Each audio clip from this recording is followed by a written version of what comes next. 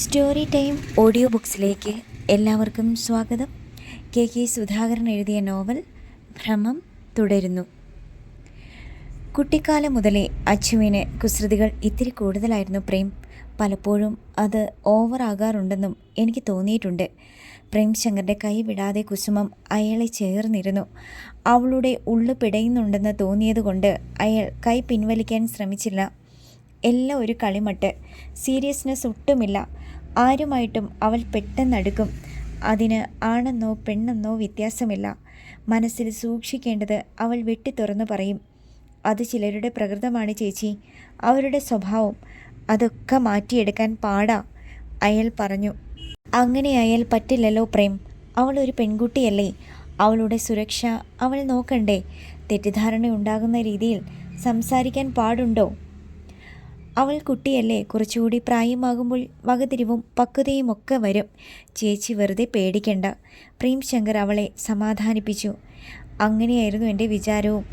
എന്നിട്ടും എന്താ സംഭവിച്ചതെന്നറിയാവോ? ദുബായിലിരുന്ന് ഞാൻ ഉരുകി. എന്താണ് സംഭവിച്ചത്? അയാൾ ആകാംക്ഷയോടെ കുസുമത്തിൻ്റെ മുഖത്തേക്ക് നോക്കി. വിജയേട്ടനോടൊപ്പം ഞാൻ ദുബായിലേക്ക് പോകും മുമ്പ് അവളെ വയനാട്ടിലെ കോൺവെൻറ്റ് സ്കൂളിലാണ് +2 ചേർത്തത്. അതൊക്കെ പ്രേമിന് അറിയുമല്ലോ. കന്യാസ്ത്രീകൾ നടത്തുന്ന സ്കൂൾ ആയതുകൊണ്ട് കുറച്ച് സ്ട്രിക്റ്റ് ആയിരിക്കുമല്ലോ എന്ന് വിചാരിച്ചാണ് അവിടെ ചേർത്തത്. അവൾ നന്നായി പഠിക്കുമായിരുന്നു. ടീച്ചേഴ്സിനും അവളെ ഇഷ്ടമായിരുന്നു. പ്രോഗ്രസ് റിപ്പോർട്ടുകൾ വരുമ്പോൾ വിജയേട്ടനും ഞാനും സന്തോഷിക്കുകയും ചെയ്തു. അങ്ങനെ ഇരിക്കെയാണ് അവൾ ഒരു കുരുക്കിൽ ചെന്ന് ചാടിയത്. എന്ത് കുരുക്ക്? അവൾ ഒരു ചെറുപ്പക്കാരനുമായി അടുപ്പത്തിലായി. സ്കൂളിലെ പയ്യനോ? അല്ല, സ്കൂളിനടുത്ത് ഒരു മൊബൈൽ ഷോപ്പ് ഉണ്ടായിരുന്നു. അവിടുത്തെ സെയിൽസ്മാൻ അവൻ്റെ മാമയുടെ ഷോപ്പായിരുന്നു. അയാൾ മിക്ക ദിവസവും കടയിൽ വരില്ല. അവനാണ് കട നടത്തിയിരുന്നത്. ചേച്ചി ഇക്കാര്യം എങ്ങനെ അറിഞ്ഞു? പ്രേം ചോദിച്ചു. അവൾ ഇടയ്ക്കിടയ്ക്ക് ക്ലാസ്സിൽ പോകാതായി ഹോസ്റ്റലിൽ നിന്നിറങ്ങി മൊബൈൽ ഷോപ്പിൽ പോയിരിക്കും. അവന് സെയിൽസിൽ സഹായിക്കും. യൂണിഫോം അഴിച്ചു വെച്ച് സാധാ ഡ്രസ്സിലാണ്. അതുകൊണ്ട് ആരും സംശയിക്കുകയില്ല. ക്ലാസ്സിൽ അറ്റൻഡൻസ് കുറഞ്ഞപ്പോൾ പ്രിൻസിപ്പൽ ഞങ്ങൾക്ക് മെയിൽ അയച്ചു. അവളെ വിളിച്ചു ചോദിച്ചപ്പോൾ സുഖമില്ലാത്തതുകൊണ്ട് ക്ലാസ്സിൽ പോയില്ലെന്ന് മറുപടി. ഉടൻ തന്നെ വിജയേട്ടൻ്റെ അനിയത്തി രാധികയെ അന്വേഷിക്കാൻ വിട്ടു. രാധിക കോഴിക്കോട്ടല്ലേ? അതെ. അവൾ ചെന്ന് അന്വേഷിച്ചപ്പോഴാണ് സത്യാവസ്ഥ അറിയുന്നത്. അവൾക്ക് അവനോട് കടുത്ത പ്രേമം. TC മേടിക്കാൻ നോക്കിയപ്പോൾ സ്കൂൾ മാറ്റിക്കൊണ്ടുപോയാൽ ചത്ത് കളയുമെന്ന ഭീഷണി. എന്നിട്ട് അവൾ ചെന്ന് അവൻ്റെ മാമയോട് വിവരം പറഞ്ഞു. അയാൾ നല്ലവനായതുകൊണ്ട് അന്ന് തന്നെ അവനെ നാട് കടത്തി. അങ്ങനെയാ അത് അവസാനിച്ചത്. അവർ തമ്മിൽ പിന്നെ ബന്ധപ്പെട്ടിട്ടില്ലെന്ന് ചേച്ചിക്ക് ഉറപ്പുണ്ടോ? പ്രേംശങ്കർ ചോദിച്ചു. ഇല്ല പ്രേം, അവൾക്ക് അതിൻ്റെ സീരിയസ്നെസ് മനസ്സിലായി. ഇനി അങ്ങനെയൊന്നും ഉണ്ടാവത്തില്ലെന്ന് രാധികയ്ക്ക് അവൾ വാക്ക് കൊടുത്തു. പിന്നെ നന്നായി പഠിച്ചു. ക്ലാസ്സിൽ വീണ്ടും ഫസ്റ്റായി. ടീനേജ് അല്ലേ, മിക്ക കുട്ടികളുടെയും ജീവിതത്തിൽ ഇങ്ങനെ എന്തെങ്കിലുമൊക്കെ സംഭവിക്കാറുണ്ട്. തെറ്റ് മനസ്സിലാകുമ്പോൾ അവർ അത് തിരുത്തും, അത്രയേയുള്ളൂ. അയാൾ അതിനെ ലഘൂകരിച്ചു. എന്തായാലും ഒരു റിസ്ക് കൂടെ എടുക്കാൻ വയ്യ. അതുകൊണ്ടാണ് ഞാനിങ്ങ് തിരിച്ചു പോന്നത്. വിജയേട്ടനെ കിട്ടത്തില്ല. എന്നാലും പ്രേം ഇവിടെ ഉണ്ടല്ലോ, അതാണ് എൻ്റെ ധൈര്യം, കുസുമം പറഞ്ഞു. എന്നാണ് അച്ചൂസിൻ്റെ റിസൾട്ട് വരുന്നത്? അടുത്ത മാസം. സെൻറ്റ് മേരീസിലാണോ അവളെ ചേർക്കുന്നത്? അതെ. അവിടെ ആകുമ്പോൾ ഗേൾസ് മാത്രമല്ലേ ഉള്ളൂ. തന്നെയുമല്ല, നല്ല ഡിസിപ്ലിനുള്ള കോളേജാണ്. അഡ്മിഷന് പോകുമ്പോൾ ഗാർഡിയനായി പ്രേമം എൻ്റെ കൂടെ വരണേ, കുസുമം അഭ്യർത്ഥിച്ചു. വരാം. അവൾ കോളേജിൽ പോയി തുടങ്ങിയാൽ പിന്നെ ഞാൻ തനിച്ച ഇവിടെ. വല്ലാതെ ബോറടിക്കും. ഇടയ്ക്ക് വരുമോ നീ? നോക്കട്ടെ. അങ്ങനെ പറഞ്ഞാൽ പോരാ, വരണം. പ്രേംശങ്കർ വാച്ചിൽ നോക്കി. വന്നിട്ട് 1 മണിക്കൂറാകുന്നു. ഇനി പോണം. ഞാൻ പോവുമോ ചേച്ചി? അയാൾ എഴുന്നേറ്റു. മറ്റന്നാളാണ് വിജയേട്ടൻ പോകുന്നത്. ഡയബറ്റിക് അല്ലേ, അതുകൊണ്ടാണ് ഞാൻ കൂടെ പോയത്. ഇനി ഒറ്റയ്ക്ക് എങ്ങനെയാവുമോ? കുസുമ ഒന്ന് നെടുവീർപ്പിട്ടു. അത് പേടിക്കേണ്ട അസുഖം ഒന്നുമല്ല. ഭക്ഷണം ക്രമീകരിച്ച് മരുന്നും കഴിച്ച് എക്സസൈസും ചെയ്താൽ അത് കൺട്രോളിലാകും. അതൊക്കെ കൃത്യമായി നടത്താൻ സഹായത്തിന് ആരെങ്കിലും ഉള്ളത് നല്ലതല്ലേ? അതുകൊണ്ട് മാത്രമാണ് ഞാൻ പോയത്. ഇനിയും അച്ചുവിൻ്റെ കാര്യം ശ്രദ്ധിക്കണമല്ലോ. ശരി, എങ്കിൽ പോയിക്കോ. ശരി. ലിസ്റ്റ് പ്രകാരമുള്ള സാധനങ്ങൾ വാങ്ങിയാണ് പ്രേംശങ്കർ വീട്ടിലെത്തിയത്. ജനറൽ ട്രാൻസ്ഫറിനുള്ള സർക്കുലർ വന്നിട്ടുണ്ട്. 31 മുമ്പ് ആപ്ലിക്കേഷൻ കൊടുക്കണം. 3 കൊല്ലം കഴിഞ്ഞില്ലേ ഞാനിവിടെ. നിർഭാഗ്യത്തിന് വടക്കോട്ടെവിടേക്കെങ്കിലും വിട്ടാലോ? അയാൾ ചെന്നപ്പോൾ അഞ്ജലി പറഞ്ഞു. അത് സാരമില്ല, ഞാൻ അങ്ങോട്ട് ട്രാൻസ്ഫർ മേടിച്ചാൽ പോരെ? അത് വേണ്ട പ്രേം. നാട്ടിലുള്ള കോളേജിൽ എനിക്ക് കിട്ടിയാൽ വീട്ടിൽ നിന്ന് ദിവസവും പോയിട്ട് വരാം. എങ്കിൽ പിന്നെ ആ കോളേജിലേക്ക് കൊടുക്ക്, അയാൾ പറഞ്ഞു. താങ്ക്സ് പ്രേമകുമാര. അഞ്ജലി പിന്നെ കിച്ചണിലേക്കാണ് പോയത്. നമ്മൾ മിക്കവാറും 6 മാസം കൂടിയേ ഈ വീട്ടിൽ കാണുകയുള്ളൂ സൗദാമ്മേ, അവൾ സൗദാമിനി അമ്മയോട് പറഞ്ഞു. അതെന്താ മോളെ? നാട്ടിലെ കോളേജിലേക്ക് എനിക്ക് ട്രാൻസ്ഫർ കിട്ടിയേക്കും. അപ്പോൾ പ്രേം സാറോ മോളെ? സൗദാമിനി അമ്മയ്ക്ക് അക്കാര്യം ഓർമ്മ വന്നു. എനിക്ക് അങ്ങോട്ട് ട്രാൻസ്ഫർ കിട്ടിക്കഴിഞ്ഞല്ലേ പ്രേമിന് ട്രാൻസ്ഫർ റിക്വസ്റ്റ് കൊടുക്കാൻ പറ്റൂ. വേക്കൻസി ഉണ്ടെങ്കിൽ കിട്ടും, അല്ലെങ്കിൽ 7-8 മാസം കഴിയും, അവൾ പറഞ്ഞു. ഞാനും കുഞ്ഞും ഇവിടെ നിന്നോളാം. സാറിന് ട്രാൻസ്ഫർ കിട്ടുന്നത് വരെ നമുക്ക് ആലോചിച്ച് ചെയ്യാം, അവൾ പറഞ്ഞു. പിറ്റേന്ന് അഞ്ജലി പോയി കഴിഞ്ഞപ്പോൾ ഒരു കാർ വന്നു. കാറിൽ നിന്ന് ബാഗുമായി ദിനേശൻ ഇറങ്ങി. അഞ്ജലിയുടെ വേണുഗോപാലൻ ചിറ്റപ്പൻ്റെ മരുമകൻ. സാർ ഓഫീസിലേക്ക് പോകാൻ തുടങ്ങിയായിരുന്നോ? അയാൾ ചോദിച്ചു. അതെ. അഞ്ജലി കോളേജിൽ പോയല്ലോ ദിനേശ, പ്രേം ശങ്കർ പറഞ്ഞു. ഞാൻ സാറിനെ കാണാൻ വന്നതാ. കൊടുവള്ളി മുതൽ ആഞ്ഞിലിമറ്റം വരെയുള്ള 17 കിലോമീറ്റർ റോഡിൻ്റെ ടാറിംഗ് 14 കോടിക്കാണ് ദിനേശൻ കോൺട്രാക്റ്റ് പിടിച്ചിരിക്കുന്നത്. ഇരിക്കൂ, അയാളോട് പ്രേം പറഞ്ഞു. സിംഗിൾ സെറ്റിയിൽ അയാൾ ഇരുന്നു. അടുത്തയാഴ്ച ഒരു ചാർട്ട് ബില്ല് പ്രസൻറ്റ് ചെയ്യും, 6.5 കോടിയുടെ. അത് പാസ്സാകാൻ സാർ സഹായിക്കണം, അയാൾ പറഞ്ഞു. അക്കാര്യം പറയേണ്ട കാര്യമില്ല ദിനേശ, വർക്കും ബില്ലും പെർഫെക്റ്റ് ആണെങ്കിൽ പാസ്സാകും, പ്രേം ശങ്കർ പറഞ്ഞു. അതെനിക്കറിയാം. എന്നാലും ദിനേശൻ ഒരു തടിച്ച കവറെടുത്തു. ഇതെൻ്റെ ഒരു സന്തോഷത്തിനാണ്. എന്താണിത്? പ്രേം ശങ്കർ ചോദിച്ചു. ക്യാഷാണ്, 2 ലക്ഷം ഉണ്ട്. ഇതെനിക്ക് ആവശ്യമില്ല ദിനേശ, ഗൗരവസ്വരത്തിൽ പ്രേം ശങ്കർ പറഞ്ഞു. ദിനേശിൻ്റെ മുഖം വിളറി. സർ, ഇതൊക്കെ ഒരു മാമൂലല്ലേ? ഇതിലൊന്നും എനിക്ക് താല്പര്യമില്ല. വേറൊന്നും പറയാനില്ലെങ്കിൽ ദിനേശിന് പോകാം. ഒന്നും മിണ്ടാതെ അയാൾ പാക്കറ്റ് എടുത്തു. ശരി സർ, എന്നോടൊന്നും തോന്നല്ലേ. ഇളിഫിത നിറഞ്ഞ ഒരു ചിരിയോടെ അയാൾ പുറത്തേക്ക് ഇറങ്ങിപ്പോയി. പ്രേം ശങ്കർ ഓഫീസിലെത്തി. അല്പനേരം കഴിഞ്ഞപ്പോൾ അസിസ്റ്റൻ്റ് എഞ്ചിനീയർ ഗീതാറാണി പ്രേം ശങ്കറിൻ്റെ മുറിയിലേക്ക് വന്നു. സാറിനോടൊരു കാര്യം പറയാൻ വന്നതാ ഞാൻ. ഇരിക്കൂ, അവൾ എതിരെയുള്ള കസേരയിലിരുന്നു. ആ മേനാമ്പള്ളി സദാനന്ദൻ്റെ വർക്കിനെക്കുറിച്ച് ചില കംപ്ലൈൻ്റ് ഉണ്ട്. വർക്ക് നടക്കുന്ന സമയത്ത് ഓവർസിയർ ഒരു ദിവസം പോലും സൈറ്റിൽ ചെന്നിട്ടില്ല. ആരാണ് ഓവർസിയർ? ബാബുരാജ്. അയാളെ ബാറിൽ ഇരുത്തി സൽക്കരിക്കുകയായിരുന്നു എന്നാണ് അറിവ്. പിന്നെ ആവശ്യത്തിന് ബിറ്റുമിൻ ഉപയോഗിച്ചിട്ടില്ല. ബിറ്റുമിൻ എന്നാൽ ടാറാണ്. ടാർ റോഡ് പണിക്ക് കുറച്ചാണ് ഉപയോഗിച്ചിരിക്കുന്നത്. ഒരു മഴ പെയ്ത് കഴിയുമ്പോൾ റോഡിൽ കുഴികളുണ്ടാകും. ഞാൻ ഒരാഴ്ച ലീവിലായിരുന്നല്ലോ. ആ സമയത്ത് ജിനരാജൻ സാറിനായിരുന്നു എൻ്റെ സെക്ഷൻ്റെ ചാർജ്. സാറിനെ കൊണ്ടാണ് അവർ മെഷർമെൻ്റ് എടുപ്പിച്ചത്. ഗീതയുടെ കൈകൾ ശുദ്ധമാണല്ലോ, അപ്പോൾ പേടിക്കണ്ട, പ്രേം ശങ്കർ പറഞ്ഞു. സാറിൻ്റെ ടേബിളിൽ ബില്ല് വരും, ഞാനത് കൈകാര്യം ചെയ്തോളാം. ശരി സർ. അഞ്ജലിയുടെ ബന്ധു പിണങ്ങും, ചിലപ്പോൾ ശത്രുവായെന്നും വരും. അന്ന് വൈകുന്നേരം അഞ്ജലി കോളേജിൽ നിന്ന് വന്നപ്പോൾ പഞ്ചവടി വേണുഗോപാലൻ ചിറ്റപ്പൻ അവളെ വിളിച്ചു. എന്താ ചിറ്റപ്പ? അവൾ ആഹ്ലാദത്തോടെ ചോദിച്ചു. ഒരു വിശേഷമുണ്ട് മോളെ. ദിനേശ് അവിടെ ഒരു വർക്ക് എടുത്തിട്ടുണ്ടല്ലോ. അതിൻ്റെ ബില്ല് പാസ്സാക്കാൻ പ്രേം ശങ്കറിൻ്റെ ടേബിളിൽ വരും ഉടൻ തന്നെ. മോൾ പ്രേം ശങ്കറിനോടൊന്ന് പറയണം, അവന് നഷ്ടമുണ്ടാക്കല്ലേ എന്ന്. കോടികൾ കയ്യിൽ നിന്ന് പോകും. ബാങ്ക് ലോൺ എടുത്ത അവൻ എന്തു പറയണമെന്നറിയാതെ അഞ്ജലി നിന്നു. ശരി മോളെ, നിന്നെ വിശ്വസിച്ച് ഞാൻ വെക്കുക. കോൾ കട്ടായി. അപ്പോഴാണ് പ്രേം ശങ്കറിൻ്റെ കാർ ഗേറ്റ് കടന്ന് കയറി വന്നത്. എന്തോ ഒരു ദുരന്തം ഉണ്ടാകാൻ പോകുന്നു എന്ന് അവളുടെ മനസ്സ് പറഞ്ഞു. കയറി വന്നപ്പോൾ തന്നെ അഞ്ജലിയുടെ മുഖം പ്രേം ശങ്കർ ശ്രദ്ധിച്ചു. എന്തുപറ്റി? സുഖമില്ലേ? ഏയ് ഒന്നുമില്ല പ്രേം. അവൾ പ്രസന്നത വരുത്താൻ ശ്രമിച്ചു. തലവേദനയുണ്ടോ? ഇല്ല, പക്ഷേ കണ്ടിട്ട് എന്തോ ഉള്ളതുപോലെ. കോളേജിൽ വല്ല പ്രോബ്ലവും ഉണ്ടോ? അയാൾ വിടാൻ ഭാവമില്ലായിരുന്നു. ഒന്നുമില്ല പ്രേം. ഡ്രസ്സ് മാറിയിട്ട് വരൂ, ചായ എടുക്കാം. അഞ്ജലി കിച്ചണിലേക്ക് പോയി.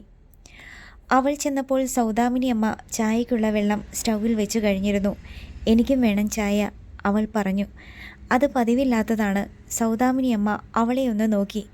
ചെറിയ തലവേദന, എനിക്കിത്തിരി കടുപ്പത്തിൽ തരണേ. എന്നും പിള്ളേരോട് വായിട്ടലയ്ക്കുന്ന പണിയല്ലേ, പിന്നെ എങ്ങനെ തലവേദന വരാതിരിക്കും? കാരണം കണ്ടുപിടിച്ചതുപോലെ അവർ അഞ്ജലിയെ നോക്കി. പ്രേമിൻ്റെ അടുത്ത് എങ്ങനെ കാര്യം അവതരിപ്പിക്കും? അതായിരുന്നു അവളുടെ വേവലാതി. വേണുഗോപാലൻ ചിറ്റപ്പൻ ആവശ്യപ്പെട്ട കാര്യം പറയാതിരിക്കാനും വയ്യ. നാളെ ചിറ്റപ്പൻ വിളിച്ചാലോ? സൗദാമിനിയമ്മ 2 കപ്പുകളിൽ ചായ പകർന്നു. ഇത് മോൾക്കാണ്. കടുപ്പം കൂടിയ ചായ അവർ അവൾക്ക് വേണ്ടി മാറ്റിവെച്ചു. രണ്ടും എടുത്തുകൊണ്ടാണ് അവൾ ഡ്രോയിങ് റൂമിലേക്ക് ചെന്നത്. അപ്പോഴാണ് പ്രേംശങ്കർ TV ഓൺ ചെയ്ത് കഴിഞ്ഞിരുന്നു. ഇതാ ചായ. അയാൾ അത് വാങ്ങി ഒരു കവിൾ കുടിച്ചു. ഇന്ന് രാവിലെ ഒരു സംഭവമുണ്ടായി, പ്രേംശങ്കർ പറഞ്ഞു. എന്താണ്? നിങ്ങളുടെ വേണുഗോപാലൻ ചിറ്റപ്പൻ്റെ മരുമകൻ ദിനേശൻ ഇവിടെ വന്നു. അഞ്ജലി ഒന്ന് ഞെട്ടി. എപ്പോൾ? നീ കോളേജിലേക്ക് പോയി കഴിഞ്ഞ്. എന്തിന്? ശ്വാസം അടക്കി പിടിച്ച് അവൾ ചോദിച്ചു. എനിക്ക് കൈക്കൂലി തരാൻ വേണ്ടി ഒരു കവറിലിട്ട് തരാൻ ശ്രമിച്ചു. 2 ലക്ഷം രൂപ. അഞ്ജലി സ്തബ്ധയായിരുന്നു. നിന്റെ ചിറ്റപ്പൻ്റെ മരുമോനായതുകൊണ്ട് അയാൾക്ക് ഞാൻ ഗെറ്റ് ഔട്ട് അടിച്ചില്ല, മാന്യമായിട്ട് തന്നെ പറഞ്ഞു വിട്ടു. പ്രേംശങ്കർ അല്പം ചായ കൂടി കുടിച്ചു. നിനക്കറിയാമല്ലോ അഞ്ജു, ഞാൻ ഒരു ചില്ലിക്കാശ് പോലും ഒരു കോൺട്രാക്ടറുടെ കയ്യിൽ നിന്നും ഇതുവരെ വാങ്ങിയിട്ടില്ല. ഇനി വാങ്ങാൻ ഉദ്ദേശവുമില്ല. പശുവാൽ പൊക്കുമ്പോഴേ എന്തിനാണെന്ന് അറിയാമെന്ന് പറയാറില്ലേ? അന്ന് അയാൾ മൂന്നാറിലെ ഓറഞ്ച് കൊണ്ടുവന്ന് തന്നപ്പോഴേ ഞാൻ ഊഹിച്ചതാണ് അയാൾ ഇങ്ങനെയെന്ന് വരുമെന്ന്. വേണുഗോപാലൻ ചിറ്റപ്പൻ ഇപ്പോൾ വിളിച്ചിരുന്നു എന്ന് എങ്ങനെ ഇനി പ്രേമിനോട് പറയും? പറഞ്ഞോ എന്ന് ചിറ്റപ്പൻ വീണ്ടും വിളിച്ചു ചോദിക്കുമ്പോൾ നുണ പറയുന്നതെങ്ങനെ? അയാളുടെ വർക്കിൽ അപാകതയില്ലെങ്കിൽ ബില്ല് പാസ്സായി പോവുകയില്ലേ? അവൾ ചോദിച്ചു. ഒരു തടസ്സവുമില്ലാതെ പാസ്സായി പോകും. പക്ഷേ ഇതങ്ങനെ പോവുകയില്ല. കാരണം ടെൻഡറിലുള്ള സ്പെസിഫിക്കേഷൻ അനുസരിച്ചല്ല അയാൾ വർക്ക് ചെയ്തിരിക്കുന്നത്. അതെങ്ങനെ അറിയാം? ഇപ്പോൾ തന്നെ നാട്ടുകാരുടെ പരാതി കിട്ടിയിട്ടുണ്ട്. ലാബ് ടെസ്റ്റിന് മെറ്റീരിയൽ അയച്ചു കൊടുത്ത് അതിൻ്റെ റിസൾട്ട് വരുന്നത് വരെ കാത്തിരിക്കേണ്ടി വരും. ആവശ്യമുള്ള അളവിൽ ടാർ ഉപയോഗിച്ചിട്ടില്ലെന്ന് കണ്ടാൽ വീണ്ടും പണി നടത്തേണ്ടി വരും. അവൾ ഒന്നും മിണ്ടാനാവാതെയിരുന്നു. ലാബ് ടെസ്റ്റിന് റെക്കമെൻഡ് ചെയ്യാതിരിക്കാൻ വേണ്ടിയാണ് അയാൾ എന്നെ സ്വകാര്യമായി കാണാൻ വന്നത്. പ്രേംശങ്കർ ചായ മുഴുവനും കുടിച്ചു കഴിഞ്ഞ് കപ്പ് ട്രേയിൽ വെച്ചു. അവളുടെ ചായ അതേപടി ഇരിക്കുന്നുണ്ടായിരുന്നു. എന്താ ചായ കുടിക്കാത്തത്? അയാൾ ചോദിച്ചു. അഞ്ജലി ആ ചോദ്യം കേട്ടില്ല. കുറച്ചു മുമ്പേ വേണുഗോപാലൻ ചിറ്റപ്പൻ എന്നെ വിളിച്ചിരുന്നു. അവൾ അത് പറയാൻ തന്നെ തീരുമാനിച്ചു. എന്തിന്? പ്രേംശങ്കർ അവളെ തുറച്ചു നോക്കി. ഇതേ കാര്യത്തിനു വേണ്ടി. ഞാൻ പ്രേമിനോട് ശുപാർശ ചെയ്യണമെന്ന് പറയാൻ. എന്നിട്ട്? എല്ലാം കേട്ടതല്ലാതെ ഞാൻ മറുപടിയൊന്നും പറഞ്ഞില്ല.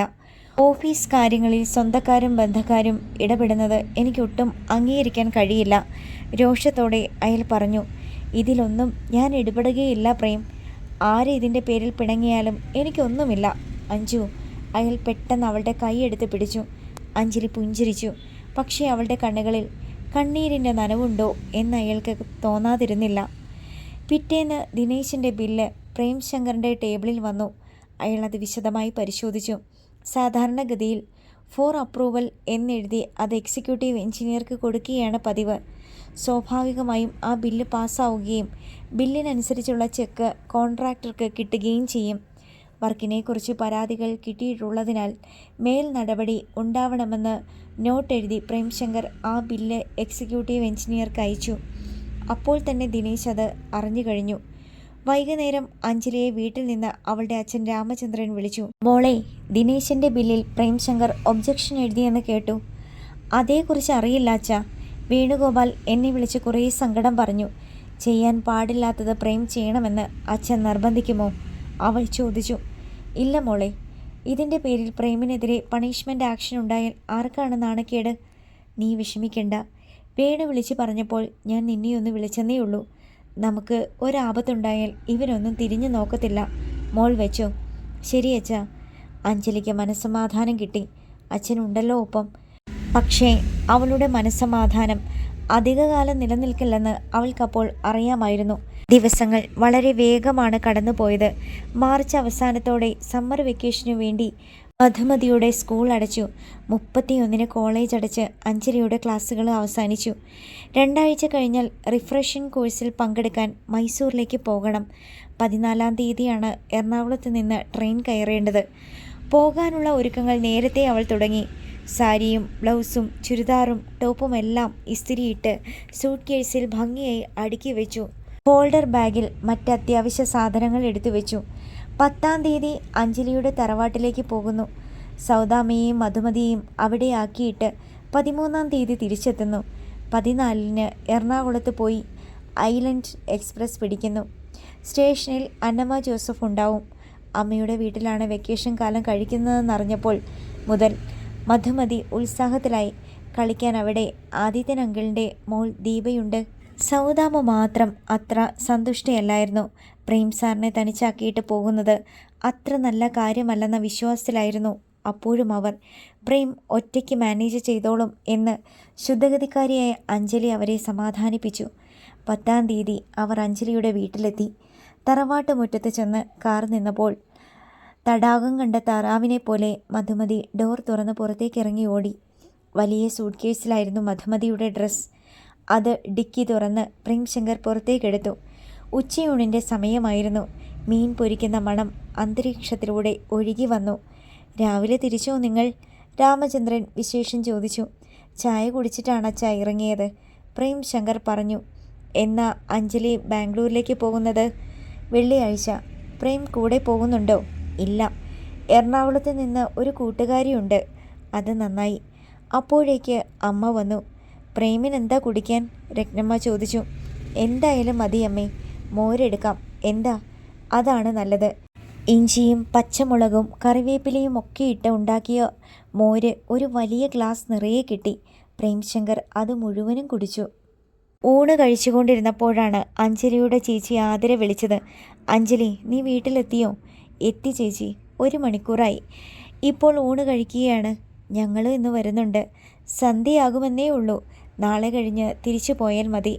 ലീവ് കിട്ടുന്ന കാര്യം സംശയമായിരുന്നു. അതുകൊണ്ടാണ് നേരത്തെ പറയാഞ്ഞത്. അത് സാരമില്ല, മറ്റന്നാളെ ഞങ്ങളും പോകൂ. ആതിര ചേച്ചിയും അശോകൻ ചേട്ടനും വരുമെന്നറിഞ്ഞപ്പോൾ വീട്ടിലെല്ലാവർക്കും സന്തോഷമായി. മക്കളെല്ലാവരും ഒത്തുകൂടുമ്പോൾ അതിൽ പരം ആനന്ദം വേറെന്താണ്?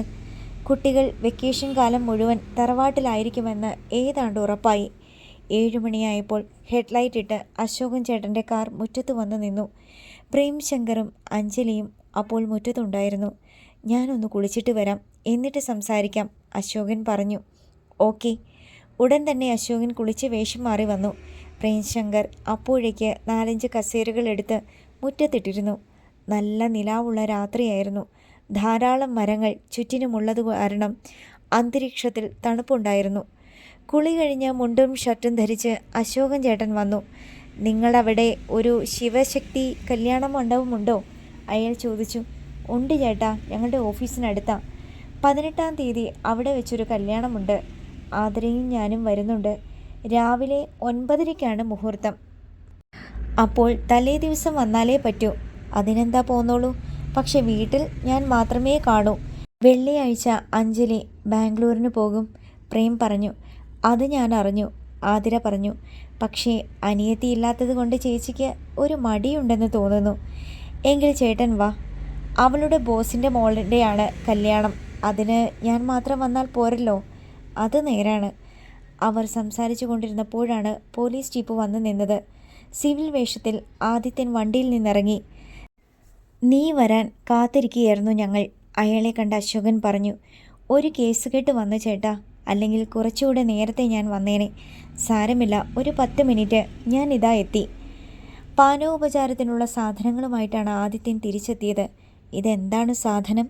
കുപ്പി കണ്ട് അശോകൻ ചോദിച്ചു. ബ്രാൻഡിയാണ്. സ്കോച്ച് വേണമെങ്കിൽ കാറിലിരിപ്പുണ്ട്. തൽക്കാലം ഇത് മതി ചേട്ടാ. 3 ഗ്ലാസുകളിൽ ബ്രാൻഡിയും സോഡയും പകർന്നത് ആദിത്യനാണ്. വേണുഗോപാലൻ ചിറ്റപ്പൻ പ്രേമിനെക്കുറിച്ച് എന്നെ കണ്ടപ്പോൾ ഒരു പരാതി പറഞ്ഞു. ആദ്യത്തെ റൗണ്ട് കഴിഞ്ഞപ്പോൾ ആദിത്യൻ പറഞ്ഞു. എന്താണെന്ന് എനിക്ക് മനസ്സിലായി. എന്തെങ്കിലും നിവൃത്തി ഉണ്ടായിരുന്നെങ്കിൽ പ്രേം സഹായിക്കുമായിരുന്നെന്ന് ഞാൻ ചിറ്റപ്പനോട് പറഞ്ഞു. അടുത്ത ഭാഗം നാളെ.